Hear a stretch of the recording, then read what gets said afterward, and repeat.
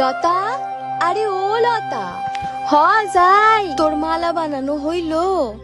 ঘরে যে কিছুই নাই, সবই বারন্ত। তুমি চিন্তা কইরো না, আমি এই মালা বানাইয়া বিক্রি করুম। মহাদেবের কৃপায় আমার সব মালা বিক্রি হইয়া যাইব। তারপরে আউনের সময় সব লইয়া আসু। হ, মহাদেবী তো ভরসা। দুইখান মুড়ি রাইখা গেলাম, খাইয়া বেরোয়া যাস, আমি মাঠে যাই।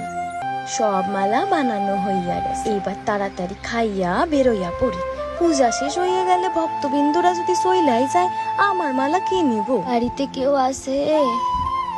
ক্ষুধার জ্বালা যে আর সহ্য হয় না মা। খুড়িমা, তোমারে আমি কি দিব? আমার জন্য মা শুকনা কয়টা মুড়ি রাইখা গেছে, ঘরে যে সবই বারণ। নাও, এই শুকনা মুড়ি খানি তুমি খাইয়া যাও। কে রে মুখ পড়ি, সব মুড়িতে আমারে দিয়া দিলি, তুই খাবি কি? ক্ষুধার জ্বালা সহ্য করণের অভ্যেস আছে খুড়িমা, তুমি এটা খাইয়া যাও। এই দুইটা আমি লইয়া যাই, আর এই দুইটা তুই তোর জন্য রাইখা দে। মহাদেব তোর মঙ্গল করুক। এই বলে খুড়িমা বিদায় নেয়। খুড়িমার রেখে যাওয়া পাতায় মোড়ানো মুড়ি খুলতে অবাক হয়ে যায় লতা, কারণ সেই পাতায় যে মুড়ির বদলে ছিল স্বর্ণ। লতার আর বুঝতে দেরি হলো না, স্বয়ং মহাদেবী যে তার কুটিরে প্রবেশ করেছিল।